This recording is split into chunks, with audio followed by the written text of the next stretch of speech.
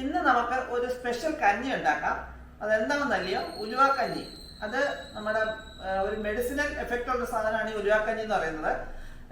പ്രസവിച്ച് കിടക്കുന്ന ആൾക്കാർക്കും പാലുണ്ടാകാൻ, അമ്മമാർക്ക് പാലുണ്ടാകാൻ കൊടുക്കുന്ന ഒരു സ്പെഷ്യൽ കഞ്ഞിയാണ്. അവർക്ക് മാത്രമല്ല, നമുക്ക് ആർക്കും വേണമെങ്കിലും കഴിക്കാനൊക്കുന്ന ഒരു ആഹാരമാണ് ഈ ഉലുവാക്കഞ്ഞി. അത് കർക്കിടക മാസത്തിൽ നിന്നല്ല, ഏത് സമയത്തും കഴിക്കാൻ കിട്ടുന്ന ഒരു കഞ്ഞിയാണ് ഉലുവാക്കഞ്ഞി. ഞാൻ അത് പലരും പല വിധത്തിൽ ഉണ്ടാക്കാറുണ്ട്. ഇവിടെ ഞാനത് എങ്ങനെയാണ് ഉണ്ടാക്കുന്നത് ഞാൻ നിങ്ങളായിട്ട് ഷെയർ ചെയ്യാം. അപ്പം നിങ്ങളെല്ലാവരും എൻ്റെ ഈ വീഡിയോ ഒന്ന് ലൈക്ക് ചെയ്യുക, ഷെയർ ചെയ്യുക, സബ്സ്ക്രൈബ് ചെയ്യുക. സബ്സ്ക്രൈബ് ചെയ്യുമ്പോൾ അതിൻ്റെ കൂടെ വരുന്ന ബെല്ലൈക്കൺ ഒന്ന് പ്രസ് ചെയ്യുക. അപ്പോൾ ഓൾ എന്നൊരു ഓപ്ഷൻ വരും. അതുകൊണ്ട് എനേബിൾ ചെയ്തെങ്കിൽ മാത്രമേ ഞാൻ അപ്ലോഡ് ചെയ്ത് പുതിയ പുതിയ വീഡിയോസ് നിങ്ങൾക്ക് നോട്ടിഫിക്കേഷൻ ആയിട്ട് കിട്ടുകയുള്ളൂ. അപ്പം നമുക്കിനി ഉലുവാക്കഞ്ഞി ഉണ്ടാക്കാനുള്ള ചേരുവകൾ എന്തൊക്കെയാണെന്ന് നോക്കാം. നമുക്കിനി പോകാം വീഡിയോയിലേക്ക്. ഉലുവാക്കഞ്ഞി ഉണ്ടാക്കാൻ വേണ്ടി ഞാൻ ചിലത് ഞവരേരി എടുക്കും. ഇത് ഞവരേരി അല്ല, നമ്മുടെ നല്ല തവിടുള്ള അരി. ഈ അരിയാണ് ഞാൻ എടുത്തിരിക്കുന്നത് ഉലുവാക്കഞ്ഞി ഉണ്ടാക്കാൻ വേണ്ടിയിട്ട്. അത് ഞാൻ ഒരു അരക്കപ്പ് അരി എടുത്തിട്ടുണ്ട്. അതിൻ്റെ കൂടെ ഞാനിവിടെ ചേർക്കുന്ന ചെറുപയർ ചേർക്കുന്നുണ്ട്. എല്ലാവരും ചെറുപയർ ചേർക്കാറില്ല, ഞാൻ ചെറുപയർ ചേർക്കും. ചെറുപയർ പ്രോട്ടീൻ റിച്ച് ആണ്. അതുകൊണ്ട് ഞാൻ ഇച്ചിരി പയറുകൂടെ എത്ര അരി എടുത്തോ അത്രയും പയറും കൂടെ ഞാൻ ചേർക്കുന്നുണ്ട്. അരക്കപ്പ് അരി, അരക്കപ്പ് പയറും ഇട്ടാണ് ഒന്നിച്ചിട്ടം കഴുകി വേവിക്കാത് എടുത്തിട്ടുണ്ട്. ഇനി നമുക്കതിന് ഇതിൻ്റെ കൂടെ നമുക്കത് കഴുകണം. പാത്രം എടുത്താണ്. ഇതിൻ്റെ കൂടെ നമ്മൾ നല്ല ഒരു സ്പൂൺ ഉലുവ എടുക്കും. ഉലുവ ഇച്ചിരി കൂടിയാലും കുഴപ്പമില്ല, ടേസ്റ്റാണ്. ഞാനൊരു 1.5 സ്പൂൺ ഉലുവ എടുത്തിട്ടുണ്ട്. ഉലുവയുടെ ചെറിയൊരു ടേസ്റ്റൊക്കെ വരും, അത് നല്ലതാണ്. അതാണ് ഏറ്റവും ഗുണമുള്ള സാധനം. ഏറ്റവും ഗുണമുള്ളതല്ല, ഈ തവിടുള്ള അരിയും ഗുണമുള്ളതാണ്, പയറും ഗുണമുള്ളതാണ്. ഉലുവയാണ് അതിൻ്റെ മെഡിസിനൽ എഫക്റ്റ് കൂടുതൽ കൊടുക്കുന്നത്. ഉലുവാക്കഞ്ഞി പ്രസവിച്ച പെണ്ണുങ്ങൾക്കൊക്കെ ഞാൻ ഇടാൻ കാര്യം, നേരത്തെ 1-2 പേരുണ്ടൊക്കെ ചോദിച്ചു ഉലുവാക്കഞ്ഞി എങ്ങനെ ഉണ്ടാക്കുന്നത് ചോദിച്ചു. അതുകൊണ്ടാണ് ഞാനിതിപ്പം നിങ്ങൾ ഷെയർ ചെയ്യുന്നത്. നമുക്കിനി എല്ലാം കൂടെ നല്ലപോലെ ഒന്ന് കഴുകി എടുത്തോണ്ട് വരാം. ഇനി ഉലുവയെല്ലാം ഞാൻ ഉലുവയും അരിയും പയറും കൂടെ കഴുകി വെച്ചിട്ടുണ്ട്. നമുക്കിനി ഇതിനെ കുക്കറിനകത്തിട്ട് വേവിക്കുന്നത്. ഒരുപാട് വെള്ളം ഒഴിക്കരുത്, വേവാൻ മാത്രം വെള്ളം ഒഴിക്കാവുള്ളൂ, വെള്ളം കൂടി പോകരുത്.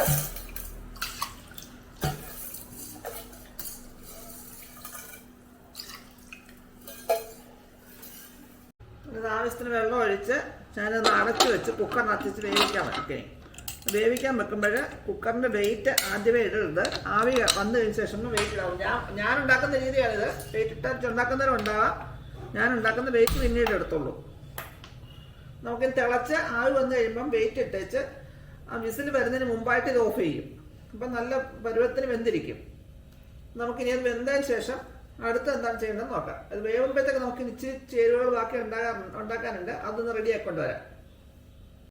പിന്നെ കഞ്ഞി ആകുമ്പോഴത്തേക്ക് നമുക്ക് എൻ്റെ അരക്കപ്പ് മുക്കാക്കപ്പോളം തേങ്ങയുണ്ട്, ഞാൻ തിരുമ്മി വെച്ചിട്ടുണ്ട്. ഇതിനെ നമുക്ക് നല്ലപോലെ ഒന്ന് അരച്ചെടുക്കണം. അതുകൊണ്ട് നമ്മുടെ കഞ്ഞിയുടെ ആവി വന്നിട്ടുണ്ട്. നമുക്ക് ആ വെയിറ്റ് അങ്ങോട്ട് ഇട്ട് കൊടുക്കാം. ഇനി അതിൻ്റെ വിസിൽ വരുന്നതിന് മുമ്പായിട്ട് ഞാനത് ഓഫ് ചെയ്യും. എൻ്റെ തേങ്ങ അരയ്ക്കുന്നതിൻ്റെ കൂടെ ഒരു 1/2 ടീസ്പൂൺ ജീരകവും കൂടെ ചേർക്കുന്നുണ്ട്. അതുകൂടെ ചേർത്ത് വേണം അരയ്ക്കാൻ. കുറച്ച് വെള്ളം ഒഴിച്ച് നല്ലതുപോലെ നല്ല വെണ്ണ പോലെ അരച്ചെടുക്കണം അതിനെ. ഞാൻ എൻ്റെ ആ തേങ്ങ നല്ലപോലെ വെണ്ണ പോലെ അരച്ച് വെച്ചിട്ടുണ്ട്. ഇനി നമുക്ക് ആ അരിയുടെ ആവി പോയോ നോക്കാം. പോയെങ്കിൽ നമുക്കതൊന്ന് തുറന്ന് വെച്ച് ഈ തേങ്ങയും കുറച്ച് ഉപ്പും കൂടെ അതിനകത്ത് ചേർത്ത് കൊടുക്കണം. ഇതിൻ്റെ ആവിയെല്ലാം പോയി. ഇനി നമുക്കതിനെ ഒന്ന് തുറന്ന് നോക്കാം.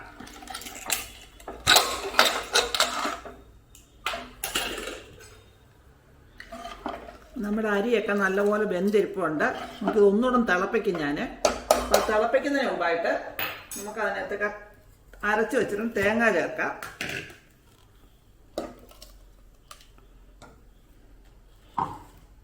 ജാറ് കഴുകി കുറച്ച് വെള്ളം ഒഴിച്ചു കൊടുക്കാം.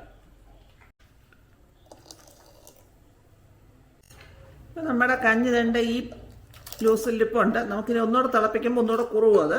ഇനി നമുക്ക് ഇതിനകത്തേക്ക് ചേർക്കേണ്ടത് കുറച്ച് ഉപ്പ്.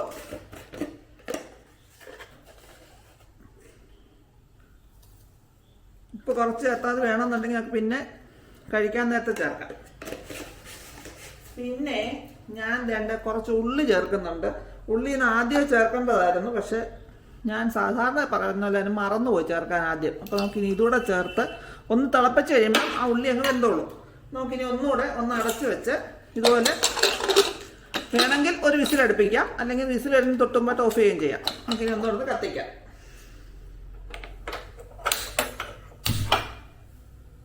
ഇനി അതവിടുന്ന് ഒന്നുകൂടെ തിളച്ച് കഴിയുമ്പോൾ നമുക്ക് അടച്ചു വെക്കാം.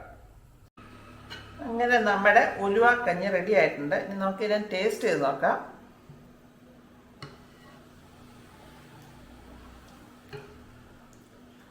സൂപ്പറാണ്. എല്ലാവർക്കും ഒന്ന് ട്രൈ ചെയ്യാൻ പറ്റിയ ഒരു നല്ല കഞ്ഞിയാണ് ഈ ഉലുവാക്കഞ്ഞി. അപ്പോൾ എല്ലാവരും ഒന്ന് ട്രൈ ചെയ്ത് നോക്കുക. നല്ല ഗുണമുള്ള സാധനമാണ്. എല്ലാവരും ഉണ്ടാക്കി നോക്കിയിട്ട് നിങ്ങൾക്ക് ഇഷ്ടപ്പെട്ടെങ്കിൽ ഒന്ന് ലൈക്ക് ചെയ്യുക.